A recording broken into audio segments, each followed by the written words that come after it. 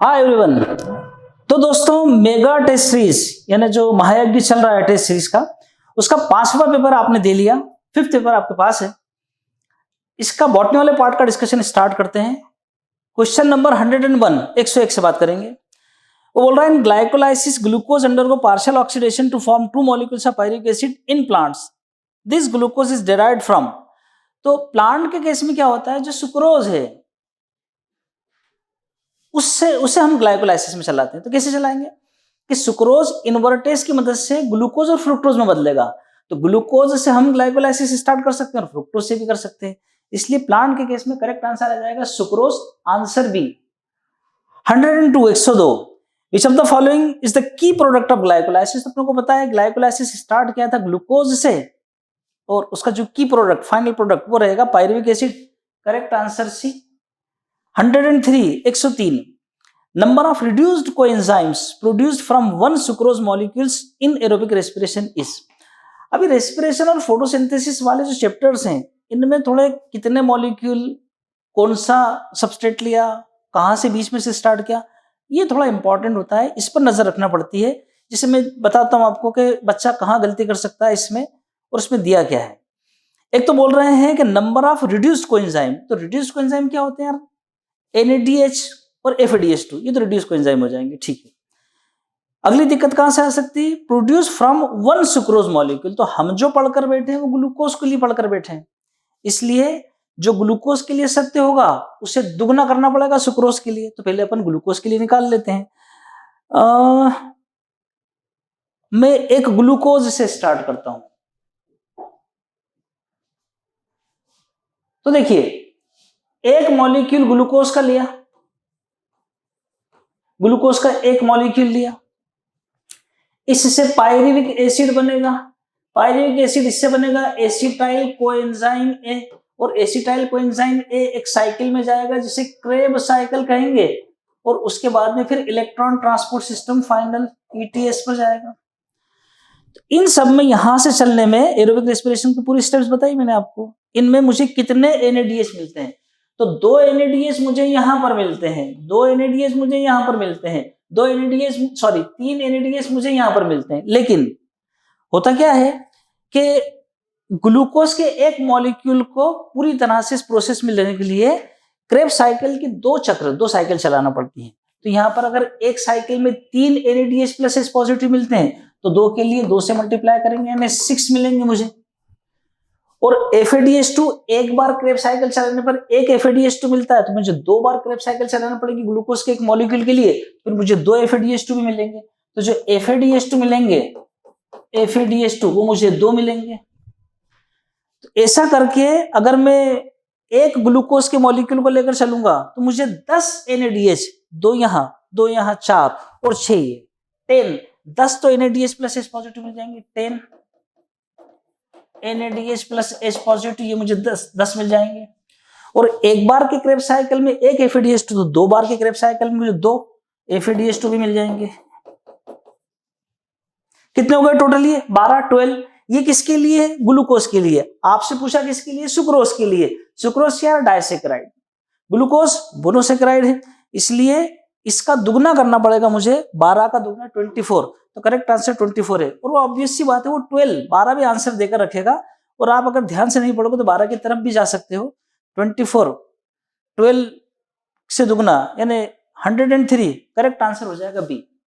Then 103 पर बात कर लेते हैं।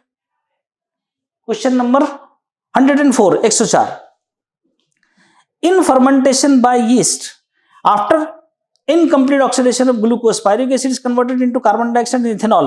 The enzymes involved in this process is R। तो ये अल्कोहलिक फर्मेंटेशन है, देखते हैं कैसे होता है।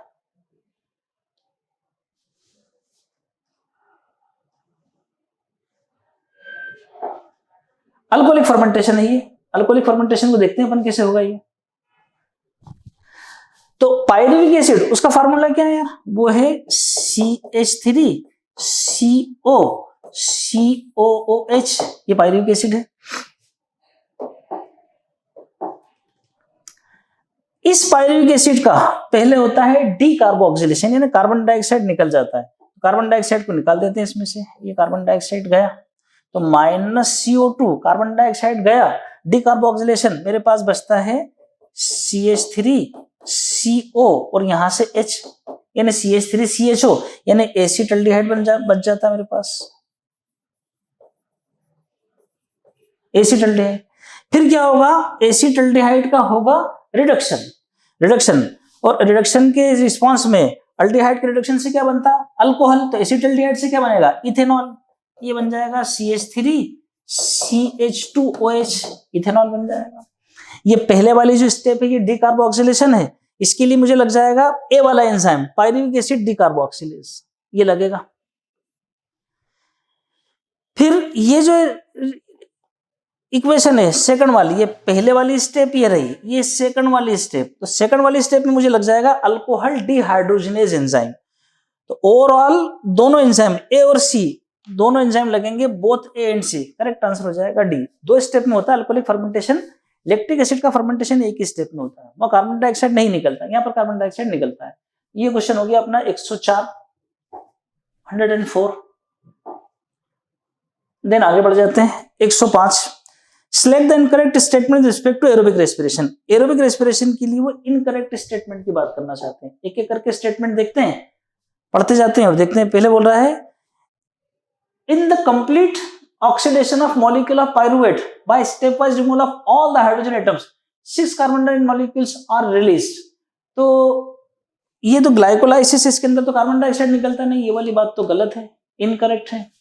बी वाला बोल रहा है कि glycolytic catabolism of carbohydrate takes place in the mitochondrial matrix, नहीं तो साइटोप्लाज्म में होता है, ये वाली बात भी गलत है।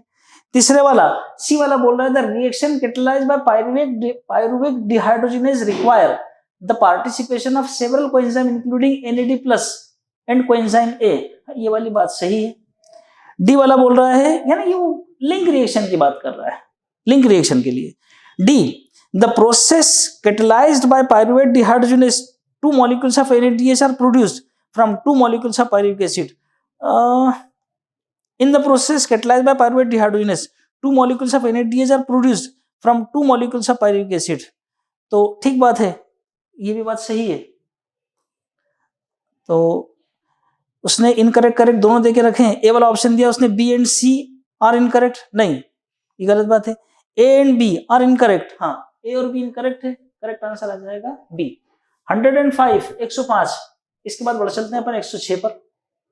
106 इन ट्राइकार्बोक्सिलिक एसिड साइकिल है ना, TCA साइकिल है ना, Krebs cycle, substrate level phosphorylation take place during the conversion of. तो अपने को पता है कि एक ही जगह ऐसी है जहां सबस्ट्रेट लेवल फास्फोराइलेशन होता है और होता है सक्सिनाइल कोएंजाइम ए से जब सक्सिनिक एसिड बनता है और एंजाइम लगता है इसके लिए सक्सिनेट डिहाइड्रोजनेज, जो एक सक्सिनाइल कोएंजाइम ए से सक्सिनिक एसिड जो बनता है इसके अंदर सबस्ट्रेट लेवल फास्फोराइलेशन हो जाता है, ATP बन जाता है। करेक्ट आंसर हो जाएगा बी 106। स्ट्रेट फॉरवर्ड एनसीईआरटी का 107। 107 इन ट्राइकार्बोक्सिलिक एसिड साइकिल है ना, वही TCA cycle, Krebs cycle, the number of NADH, FADH2 and ATP molecule produce due to the entry of 1 acetyl coenzyme A molecule, यानी वही बोलना चाह रहा है कि ग्लूकोज का एक मॉलिक्यूल लिया उससे 2 एसिटाइल कोएंजाइम बनते हैं। मैं एक ही की बात कर रहा हूं, उसे अगर क्रेब्स साइकिल में रन कराऊंगा तो अपनों को पता है कि 3 NADH+ H पॉजिटिव बनते हैं, तो 3 NADH+ H पॉजिटिव बनते हैं, ये एक FADH2 बन जाता है और एक सबस्ट्रेट लेवल फास्फोराइलेशन भी होता है। करेक्ट आंसर हो जाएगा डी 107। 108 108 की बात कर लेते हैं। In electron transport system ETS, the reduced ubiquinone is oxidized with the transfer of electron to cytochrome C via cytochrome BC1 complex. This complex BC1 complex is ये थर्ड कॉम्प्लेक्स है straight forward, यानी correct answer हो जाएगा ए 108 का। 109 पर बात कर लेते हैं। 109 109 पे बोल रहा है oxidation of 1 molecule each of NADH and FADH2 gives rise two respectively. अपने को पता है एक NADH से 3 ATP और एक FADH2 से 2 ATP। करेक्ट आंसर हो जाएगा ए 110 110। अब फिर से स्टेटमेंट बेस्ड है, अच्छी प्रैक्टिस होगी आपकी स्टेटमेंट बेस्ड क्वेश्चंस की। देखिए क्या बोल रहा है स्टेटमेंट बेस्ड।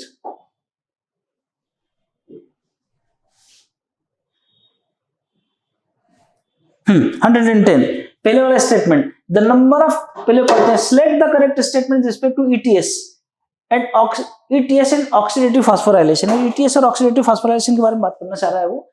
पहला बोल रहा है the number of ATP molecule synthesise depend on the nature of the electron donor. हाँ सही बात है, NADH वो एंटर कर रहा है कि FADH तो एंटर कर रहा है, ये तो सही बात है। बी में बोल रहा है वो कि NADH is oxidized to NAD plus relatively more vigorous during aerobic respiration in comparison to fermentation। सही भी बात है, फास्ट होता है ये वाला काम। सेकंड रिएक्शन भी ठीक है। थर्ड बोल रहा है light energy utilise for the production of proton gradient required for oxidative phosphorylation. नहीं, वो फोटोफॉस्फोराइलेशन के लिए सही बात है, यहाँ तो गलत बात है। डी बोल रहा है in complex fifth F1 is an integral protein complex that form the channel through which proton across the outer membrane। नहीं, F1 नहीं, वो तो F0 होता है, यानी ये गलत बात है। तो C और D गलत है और A और B करेक्ट है।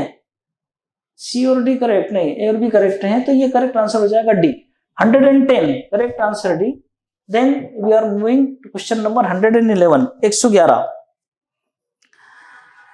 Incorrect statement relation to ETS in respiration. फिर स्टेटमेंट बेस्ड क्वेश्चन है। तो पहले वाला बोल रहा है वो कि cytochrome C is a small protein attached to outer surface of inner membrane and is a mobile electron carrier. सही बात है, साइटोक्रोम C ये भी एक मोबाइल इलेक्ट्रॉन कैरियर है और प्लास्टोक्विनोन वो मोबाइल हाइड्रोजन कैरियर है, तो यहाँ पर ये बात सही है। बी वाला ऑप्शन बोल रहा है कि NADH dehydrogenase oxidises NADH to release electron which are transferred to ubiquinone। हाँ सही बात है, ubiquinone को मिलते हैं इलेक्ट्रॉन, ये बात भी सही है।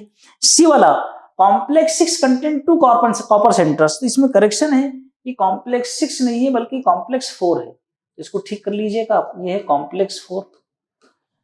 तो कॉम्प्लेक्स 4 कंटेंट्स 2 कॉपर सेंटर, तो हाँ बात तो सही है कि कॉम्प्लेक्स 4 के अंदर 2 कॉपर सेंटर होते हैं, CuA और CuB। मैंने करेक्शन कराया, सही ऑप्शन हो जाएगा डन। डी को पढ़ के देख लेते हैं। Ubiquinol receive reducing equivalent via FADH2 that is generated during oxidation of succinate in tricarboxylic acid। तो यूबिक्विनोल रिसीव रिड्यूसिंग इक्विवेलेंट नहीं, रिड्यूसिंग इक्विवेलेंट नहीं मिलता है, हमें इनकरेक्ट ही चाहिए था, तो ये इनकरेक्ट आंसर है। हमारे आंसर के हिसाब से करेक्ट आंसर हो जाएगा D.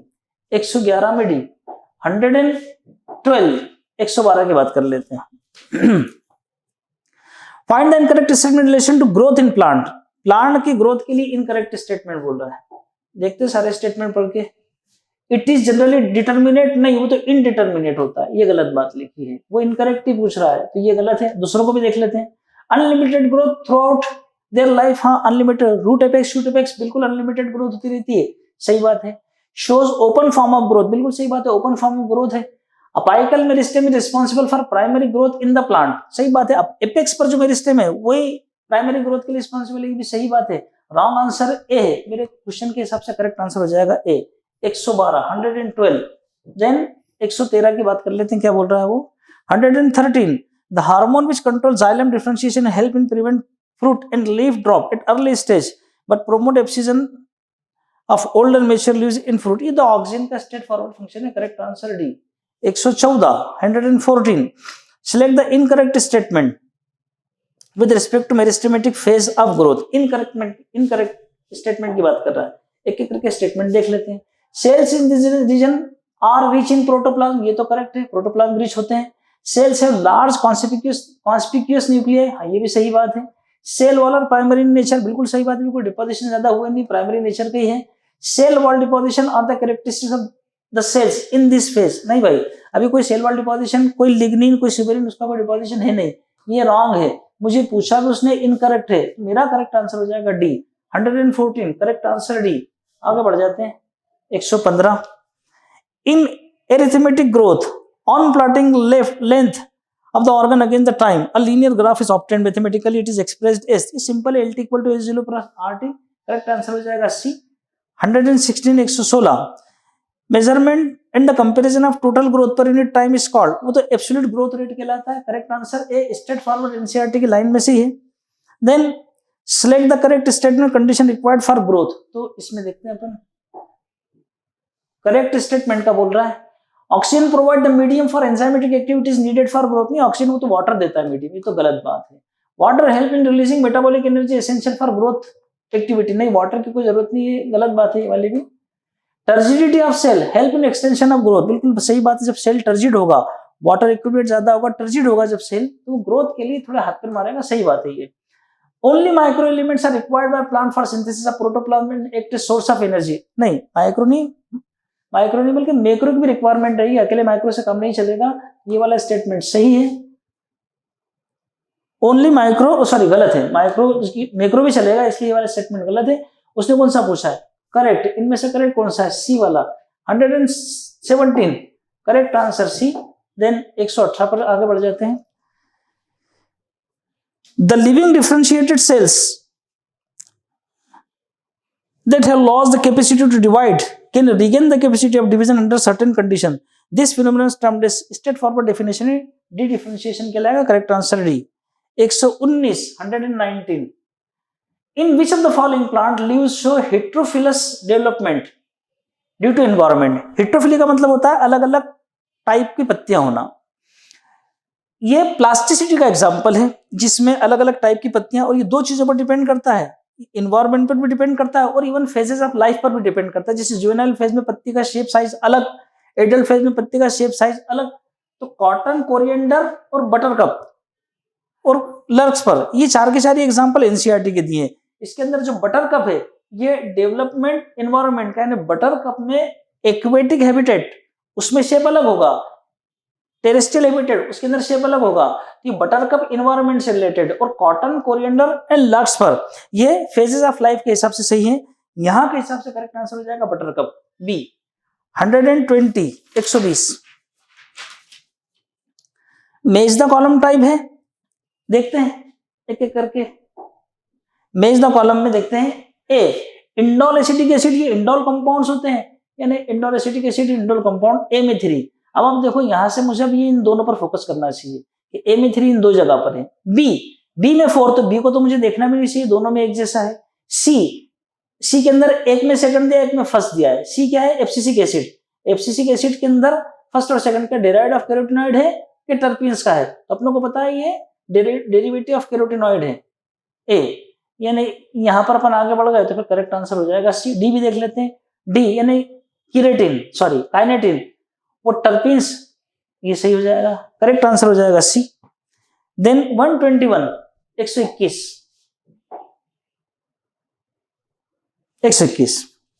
select the odd one out with respect to chemically identical growth inhibitors। तो ये चार नाम दिए, इनहिबिटर बी दिया, एप्सिजन 2 दिया, डॉर्मिन दिया और GA3। तो अपने को पता है कि डॉर्मिन, इनहिबिटर बी और एप्सिजन 2 ये सब एक ही केमिकल थे। इन सब को हटाकर बाद में इन सब के नाम दिया गया था एब्सिसिक एसिड। तो GA3 ये थोड़ा सा ऑड है, इसलिए करेक्ट आंसर हो जाएगा D, GA3। 122 Which of the following statement is incorrect for gibberellin? Incorrect statement की बात आ रही है, तो देखते हैं जरा। They are used to increase the length of grape stock, ये तो करेक्ट स्टेटमेंट है। GA3 is used to speed up malting process in brewing industry, ये भी करेक्ट स्टेटमेंट है। It helps to produce new leaves, chloroplast in leaves, lateral shoot growth and adventitious shoot formation। नहीं, ये तो cytokinin का function है, या इसका नहीं है। जिबरेलिन्स प्रोमोट बोल्टिंग, हाँ बोल्टिंग इसी के अंदर आएगा, जिबरेलिक एसिड के अंदर, ये भी सही है।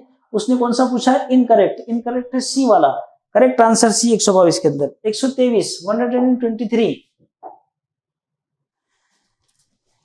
the phytohormone responsible to promote nutrient metabolism which help in the delay of leaf senescence, delay in leaf senescence, cytokinin, correct answer B, straightforward। 124 which of the following growth regulator promote root growth and root hair formation, straightforward NCERT का है।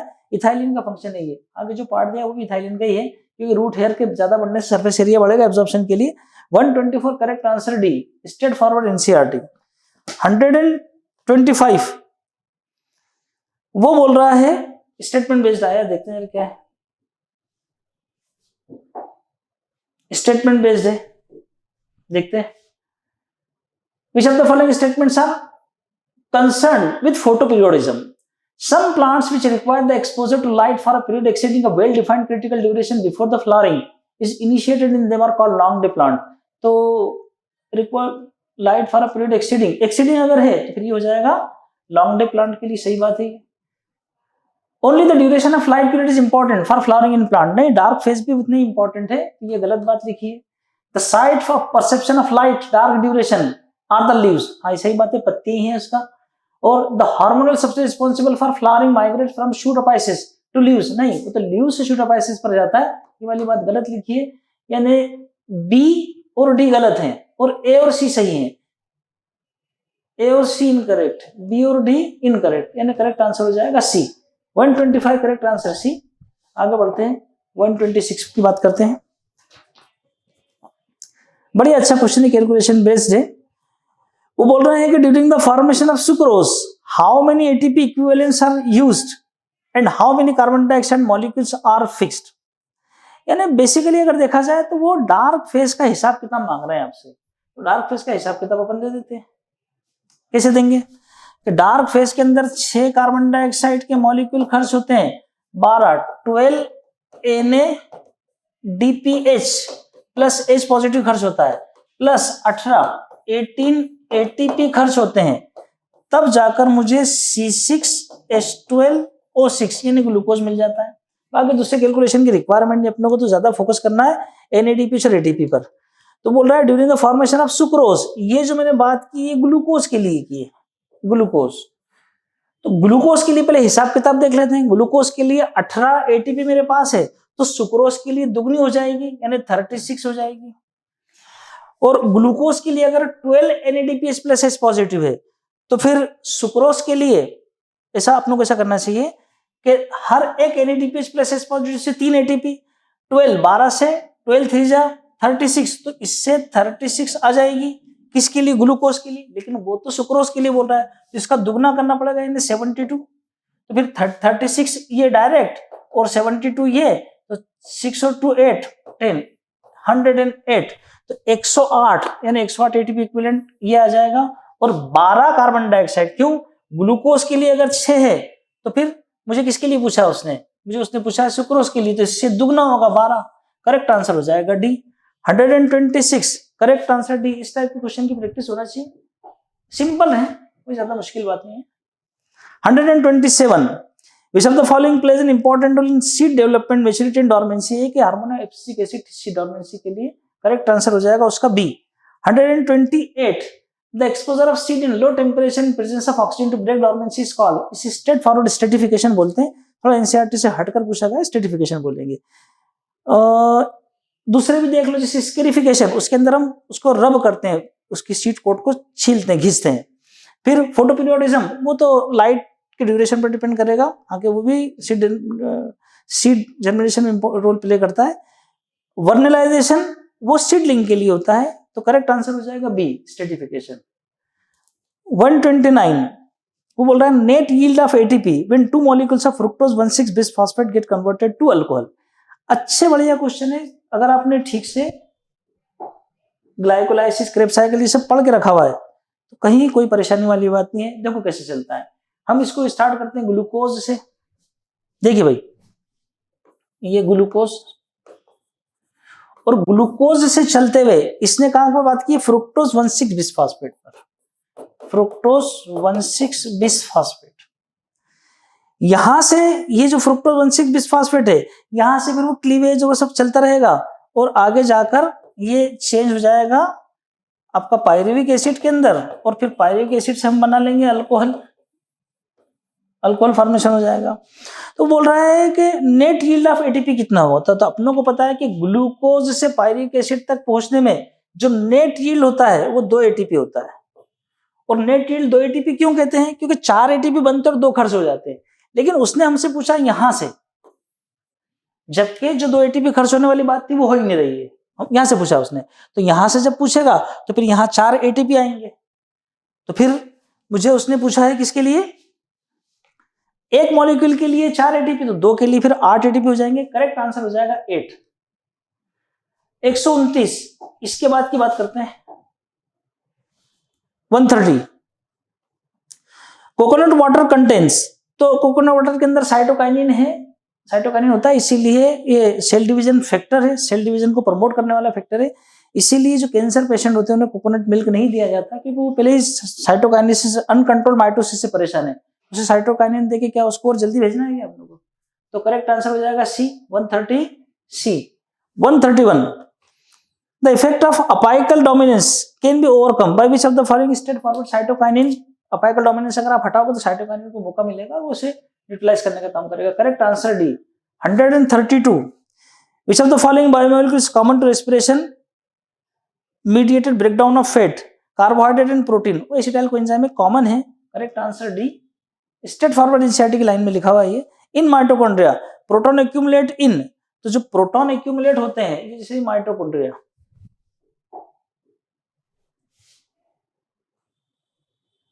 ये mitochondria, तो जो proton का accumulation होता है वो यहां पर होता है, यहां पर बढ़ते हैं। तो प्रोटॉन का एक्यूमुलेशन यहां पर होता है। जगह कौन सी है ये? आउटर मेम्ब्रेन नहीं, इनर मेम्ब्रेन नहीं, इंटर मेम्ब्रेनस स्पेस। ये आउटर मेम्ब्रेन, ये इनर मेम्ब्रेन, और ये वाली जो स्पेस है इसे हम बोलते हैं इंटर मेम्ब्रेनस स्पेस, यहीं पर होगा। करेक्ट आंसर हो जाएगा सी। 133। इसके बाद अपन बढ़ जाते हैं 134, 134 पर। बोल रहा है it takes very long time for pineapple plant to produce flowering, which combination of the hormones can be applied to artificially induce the flowering in pineapple plants throughout the year to increase the yield। पता है अपने को oxygen ethylene, इनका combination लेंगे। Correct answer B हो जाएगा। 135 typical growth curve in plant is, वो sigmoid होती है, स्ट्रेट फॉरवर्ड सिग्मॉइड है ना, एस शेप्ड होती है। टिपिकल जो ग्रोथ कर्व होती है वो ऐसी सिग्मॉइड मिलती है मुझे देखने को, ये ऐसी मिलती है अपने को sigmoid, typical growth curve. Correct answer हो जाएगा C. Then 136 Skoog and Miller identify cytokinin. Wrong statement पूछना चाह रहा है वो, तो एक एक करके देख लेते हैं जरा इसको अच्छे से। मुझे चाहिए इसके अंदर से रॉन्ग स्टेटमेंट, देखते हैं। Skoog and Miller identify cytokinin kinetin, हाँ तो ये सही बात, स्कूग एंड मिलर का नाम आता है। क्रोसावा रिलेटेड टू जिब्रेलिक एसिड, हाँ क्रोसावा बेकेन डिसीज उन्होंने देखी थी, तो ये वाली बात भी सही है। Then FW went first isolated auxin from tip of coleoptile of oat seedling, तो जो coleoptile seedling से उन्होंने लिया था वो भी सही बात है। Then Charles Darwin first isolated auxin from the tip of coleoptile of oat seedling, नहीं ये तो फोटोपीरियोडिज्म की स्टडी कर रहे थे, ये वाली बात गलत है। करेक्ट आंसर हो जाएगा डी। 136 डी। 137 137 पर आ जा भाई। बोल रहा था similarity between anaerobic and aerobic bacteria is, दोनों में क्या सिमिलरिटी रहेगी? प्रेजेंस ऑफ टीसीए साइकिल, नहीं टीसीए साइकिल एनारोबिक में नहीं रहेगी। Release of ATP during link reaction होती नहीं उनके अंदर, क्योंकि लिंक रिएक्शन होती है माइटोकॉन्ड्रिया के अंदर, और जो एनारोबिक रेस्पिरेशन उसके अंदर माइटोकॉन्ड्रिया का इन्वॉल्वमेंट ही नहीं है। प्रेजेंस ऑफ ईएमपी पाथवे, हाँ ये दोनों में एक जैसा रहेगा, क्योंकि दोनों के दोनों साइटोप्लाज्म में, ये जो ईएमपी पाथवे यानी ग्लाइकोलाइसिस का दूसरा नाम साइटोप्लाज्म में होता है, साइटोप्लाज्म में हर एक लिविंग बीइंग में होता है। Correct answer C. अगला बोल रहा है डी भी देख लो, oxidation of NADH to ETS, ETS होगा ही नहीं क्योंकि ETS माइटोकॉन्ड्रिया के अंदर मिलता है मुझे। करेक्ट आंसर हो जाएगा सी। 138 वो बोल रहा है which among the following has the maximum RQ when oxidise under aerobic condition. Aerobic condition के अंदर मैं ऑक्सीडेशन कर रहा हूं इनका, तो किसका RQ सबसे ज्यादा होगा मैक्सिमम? तो ग्लूकोज का RQ तो 1 होता है। ट्राइपामेटिन स्ट्रेट फॉरवर्ड किताब में दिया आपकी एनसीईआरटी में 0.7 होता है। ऑक्सैलिक एसिड का इसका क्लास में मैंने कराया था आपको, ऑक्सैलिक एसिड का ऑक्सीडेशन कराओ। RQ क्या होता है? RQ होता है RQ volume of carbon dioxide released to volume of oxygen consumed, लिया गया जो कंज्यूम्ड है। तो अपन क्या करेंगे, ऑक्सैलिक एसिड लिया COOH होल ट्वाइस, इसका एरोबिक रेस्पिरेशन है ना ऑक्सीडेशन कराएंगे, तो फिर क्या होगा, कार्बन से बनेगा कार्बन डाइऑक्साइड, हाइड्रोजन से बन जाएगा वाटर, इक्वेशन बैलेंस करते रहना, ये क्लास में पढ़ाया था। इसका ऑक्सैलिक एसिड का आता है 4 और मेलिक एसिड इसका आता है 1.33, याद रख लेना। मेलिक एसिड का फार्मूला मैंने मिनरल न्यूट्रिशन में बताया भी था आपको, डाइकार्बोक्सिलिक एसिड का एग्जांपल है वो, इतना उलझने की जरूरत नहीं है।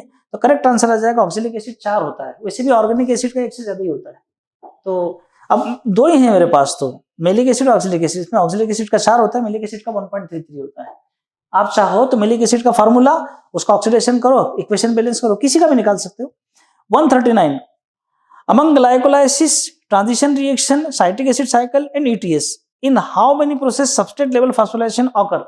तो अपनों को पता है कि सबस्ट्रेट लेवल फास्फोराइलेशन का मतलब होता है formation of ATP from metabolites. Directly. तो एक तो ग्लाइकोलाइसिस में होता है सबस्ट्रेट लेवल फास्फोराइलेशन 2 जगह, link reaction, transition reaction and link reaction इसमें नहीं होता।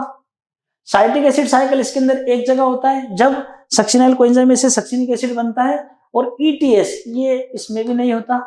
तो कितनी जगह पर होगा? 2 जगह पर होगा। वो 2 जगह कौन सी है? ग्लाइकोलाइसिस और साइट्रिक एसिड साइकिल है। Correct answer B 139। इसके बाद आगे बढ़ते हैं 140 140 स्टेटमेंट दिए, read the following statement, choose the correct option. Statement A, in muscles during exercise when oxygen is inadequate for cellular respiration pyruvic acid is oxidized to lactic acid. तो in muscles during exercise when oxygen is inadequate for cellular respiration pyruvic acid is oxidized, जब oxygen है ही नहीं, इनएडिक्वेट तो oxidation थोड़ी होगा, reduction होगा। गलत, स्टेटमेंट फर्स्ट गलत है। स्टेटमेंट सेकंड, इन ईएमपी यानी वही glycolysis hexose sugar split into 2 molecules of triose sugar by the catalytic activity of dehydrogenase. नहीं डिहाइड्रोजनेस थोड़ी लगता है, वो तो अल्डोलेज लगता है। तो दोनों स्टेटमेंट गलत है। Correct answer C, both statement wrong, यानी सी आंसर हो जाएगा 130 140 का। 141 पे बात करते हैं अपन 141। Select the incorrect statement about cytochrome C of electron transport system of mitochondria. Incorrect statement का बोल रहा है वो। तो पहले वाला देखते हैं, it is a small protein attached to inner membrane. हाँ, इनर मेम्ब्रेन की भी बाहर की सतह पर रहता है, ये सही बात है। It transfer electron between complex 3 and complex 4। हाँ, ये भी सही बात है। ईटीएस का डायग्राम दिया, स्ट्रेट फॉरवर्ड देख सकते हो। सी बोल रहा है, पूछा कैसा है उसने, इनकरेक्ट। सी बोल रहा है it is reduced by ubiquinol via cytochrome BC1 complex. तो ये भी सही बात है कि इसका रिडक्शन होता है। Then it is also known as ubiquinone. उसने पूछा क्या है? इनकरेक्ट पूछा है। इसे यूवी क्विनॉन नहीं बोलेंगे यार, साइटोक्रोम यूवी क्विनॉन अलग है, यूक्यू वो अलग है। तो रॉन्ग आंसर हो जाएगा डी। क्वेश्चन के हिसाब से सही हो जाएगा डी। 141 के बाद 142, विच of the following pair is not correctly matched. तो एक एक करके देख लें। जैसे indole acetic acid induce routing, हाँ रूटिंग, रूटॉन के नाम से मिलते ही मार्केट के अंदर। एब्सिसिक एसिड वो स्टोमेटल क्लोजर के लिए रिस्पॉन्सिबल है, क्योंकि हाँ दिया है क्वेश्चन यहाँ पर, वो स्टोमेटल क्लोजर क्योंकि वो होते ही स्ट्रेस हार्मोन है। सी इथाइलिन स्ट्रेस हार्मोन नहीं, स्ट्रेस हार्मोन तो एब्सिसिक एसिड होता है। जिबरेलिक एसिड बोल्टिंग इफेक्ट, इससे पहले क्वेश्चन में देखा ही अपनों ने। करेक्ट आंसर हो जाएगा सी, यानी इनकरेक्टली मैच्ड है वो। 143 फिल इन द ब्लैंक जैसा है। In difference in shape of leaves can be observed if present in different habitats like air and water. ये देखा था अपने, प्लास्टिसिटी वाला एग्जांपल है बटर कप। करेक्ट आंसर हो जाएगा buttercup. Then 144 a phytochrome whose composition terpene, gibberellin, पता है अपने को जिबरलिन है। Correct answer C. 145 even in presence of apical bud cytokinin counteract apical dominance because. तो अपने को पता है कि अगर अपाइकल बड ऊपर है तो फिर साइटोकाइनिन को मौका नहीं मिल पाएगा। Even in presence of apical bud cytokinin counteract apical dominance because. Counter कैसे करेगा? वो करेगा it decrease the amount of oxygen in the plant. नहीं, ऑक्सीजन का कोई लेना देना नहीं डिक्रीज करने का। ऑक्सीजन तो अपाइकल रीजन में निकलता रहेगा, उससे साइटोकाइनिन को इफेक्ट नहीं कर पाएगा। Second, it increase supply of water and minerals to lateral bud. तो लेटरल बड को अगर ग्रो कराना है तो उसके अंदर आपको वाटर और मिनरल के सप्लाई को बढ़ाना पड़ेगा। तो करेक्ट आंसर हो जाएगा बी। अगले भी पढ़कर देख लेते हैं। ये वाला तो गलत हो गया था, ये वाला सही हुआ है C. It prevent the growth of axillary bird which in turn promote the growth of lateral bird. नहीं, अगर ऐसा करता होता तो अपेक्स तो बैठे रह जाता, ये तो गलत बात है। It stop flowering so nutrient pass on to the lateral bird. नहीं, ये भी गलत बात है, कुछ तो भी बात है, मतलब ऐसा बोलना चाहिए। तो कौन सा क्वेश्चन था भाई? 145। हाँ, तो ये सप्लाई बढ़ाता है। करेक्ट आंसर हो जाएगा बी। 145 के बाद में आगे बढ़ रहे हैं अपन 146। Select the incorrect statement. लिखा है 146 glycolysis occur in cytoplasm all the organisms. बिल्कुल सही बात है, इसीलिए ग्लाइकोलाइसिस होगा ही होगा रेस्पिरेशन के अंदर। B enzymes of Krebs cycle are present in the mitochondrial matrix. सही बात है, माइटोकॉन्ड्रियल मैट्रिक्स के अंदर मिलते हैं एंजाइम। वो एक एंजाइम सक्सिनेट डिहाइड्रोजन वो मेम्ब्रेन में मिलता है, अदरवाइज मैक्सिमम मेजॉरिटी तो माइटोकॉन्ड्रिया के मैट्रिक्स में मिल जाते हैं। Oxidative phosphorylation takes place in outer mitochondrial membrane. नहीं, वहां पर नहीं होगा, बल्कि ये कहां पर होगा? इनर माइटोकॉन्ड्रियल मेम्ब्रेन में ईटीएस के समय। तो link reaction pyruvic acid enter into aerobic respiration pathway. हाँ सही बात है, इधर ग्लाइकोलाइसिस होता है, उधर क्रेब्स साइकिल होता है, लिंक रिएक्शन के थ्रू ही एंटर करती है एरोबिक पाथवे के अंदर। तो गलत उसने पूछा है सी, गलत हो जाएगा 146 का। 147, identify the correct statement with respect to fermentation. यानी ये स्टेटमेंट बेस्ड क्वेश्चन की अच्छी प्रैक्टिस होने वाली है आपकी, और कोई डरने वाली बात नहीं, स्टेटमेंट पढ़ते जाओ। आइडेंटिफाई द करेक्ट स्टेटमेंट, तो करेक्ट स्टेटमेंट पूछा उसने। With respect to fermentation, it is a metabolic process in which oxidation of substrate occur without any external electron acceptor. तो करेक्ट पूछा है उसने, ठीक है, मेटाबॉलिक पाथवे है, oxidation of substrate occur through by external electron without electron acceptor, ये सही बात है। और देखते हैं बीच की, it is a reaction occur in cytoplasm of aerobic bacteria and in mitochondria of eukaryotes। Fermentation को रोल ही नहीं है, तो गलत बात लिखी है। It involve synthesis of one molecule of ATP and NADH, नहीं वो तो दो मॉलिक्यूल बनते हैं एटीपी के, ये भी गलत बात है। It involve complete oxidation of pyruvic acid, नहीं कंप्लीट पायरुविक एसिड का ऑक्सीडेशन से तो 6 कार्बन डाइऑक्साइड निकलेंगे, 30 एटीपी निकलेगा, ये भी गलत बात है। तो उसने करेक्ट पूछा है, ए आंसर हो जाएगा 147 का। 148, 148। फिर उसने वही किया है, मैच द कॉलम है। जैसे कॉलम ए के अंदर उसने लिखा है terminal electron acceptor of mitochondria of mitochondrial electron transport system, ETS. ये एक सिंपल क्वेश्चन है, आमतौर पर पूछा जाता है कि टर्मिनल इलेक्ट्रॉन एक्सेप्टर कौन होता है, तो जो टर्मिनल इलेक्ट्रॉन एक्सेप्टर है वो ऑक्सीजन होता है। यानी ए में फोर्थ, तो ए में फोर्थ तो 2 जगह है, यहां पर भी है, यहां पर भी है। अब मुझे इन पर फोकस नहीं करना है, इन दो पर फोकस करना है। देन बी, अब दोनों जगह, एक जगह बी में फर्स्ट दिया है इसमें और एक जगह बी में थर्ड दिया, तो बी से पता लग जाएगा। पायरुविक एसिड डीकार्बोक्सिलेज, तो पायरुविक एसिड डीकार्बोक्सिलेज ये एंजाइम, इसके लिए मैग्नीशियम लगता है, सही बात तो यही है। यानी बी में फर्स्ट, देख लेना थर्ड वाला भी, पायरुविक एसिड डीकार्बोक्सिलेज, उसके लिए जिंक नहीं, ये नहीं लगेगा। देन सी वाले में सेकंड, यानी succinyl coenzyme A, synthesis of chlorophyll, ये सही बात है, तो करेक्ट आंसर हो जाएगा बी। 148, इसके बाद अपन बढ़ जाएंगे आगे 149, 149। 149 में बोल रहा है कि in aerobic respiration net ATP produced from one glucose molecule through electron transport system only in human kidney. अरे ह्यूमन किडनी सेल हो, कोई सा भी यूकैरियोटिक सेल हो, वो बोल रहा है कि सिर्फ इलेक्ट्रॉन ट्रांसपोर्ट सिस्टम से आपको कितने एटीपी मिलेंगे। तो अपनों को इलेक्ट्रॉन ट्रांसपोर्ट सिस्टम के अंदर क्या करना पड़ता है, NADH प्लस H पॉजिटिव से एनर्जी लेंगे, अपन एटीपी बनाएंगे, NADH प्लस H पॉजिटिव, इससे बनाते हैं वहां पर। तो ऐसे मेरे पास कुल 10 बनते हैं, इन सब से इलेक्ट्रॉन ट्रांसपोर्ट सिस्टम में हर एक से 3-3 एटीपी, तो 30 एटीपी तो मुझे इससे मिल जाएंगे।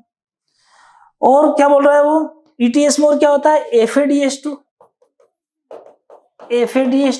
इससे भी हम एटीपी बनाते हैं। ऐसे 2 FADH2 लेते हैं, हर एक FADH2 से 2 एटीपी, तो 2 से 4 एटीपी यहाँ पर इससे बनेंगे।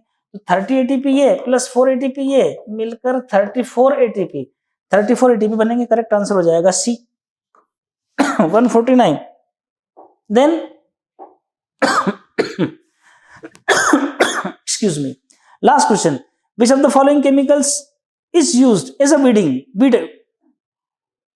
weedite तो कुछ तो भी लिखा है, वीडिसाइड होना चाहिए कायदे से। तो वीडिसाइड कौन होगा, 2,4-D, यानी ऑक्सीजन का ही है, वीडिसाइड के फॉर्म में 2,4-D। करेक्ट आंसर हो जाएगा सी। तो वीडिसाइड के फॉर्म में, वीड किलर के फॉर्म में 2,4-D इसे यूज करते हैं, जो कि ऑक्सीजन का ही एक मॉडिफाइड सिंथेटिक फॉर्म है। 150 हो गया क्वेश्चन। तो ये डिस्कशन कंप्लीट हुआ टेस्ट नंबर 5th का, 5वें का। इसी तरह से आने वाले सारे टेस्ट में हर सब्जेक्ट का डिस्कशन चलता रहेगा। आपकी जिम्मेदारी है कि टेस्ट कंप्लीट करने के बाद में इन वीडियोस को देखकर अपने मार्क्स भी टैली कर लें, और कहीं कोई गलती हो तो उसे भी ठीक कर लें। यही पर्पज है इसके लिए कि क्वेश्चन का डिस्क्रिप्शन आपको, जैसे इस पेपर में आपने देखा होगा हमने स्टेटमेंट बेस्ड क्वेश्चन ज्यादा दिए हैं, ऐसे ही करते रहेंगे हम, किसी जगह कोई एक पार्ट ज्यादा, कोई एक कम, किसी जगह कुछ, किसी जगह कुछ। हम चाह रहे हैं आपकी हर तरह की प्रैक्टिस हो जाए, ताकि जो फाइनल मैच अपना होने वाला है उसके अंदर आपको किसी तरह की परेशानी नहीं है। इसी तरह से बने रहिए। All the best for next test. Thank you very much.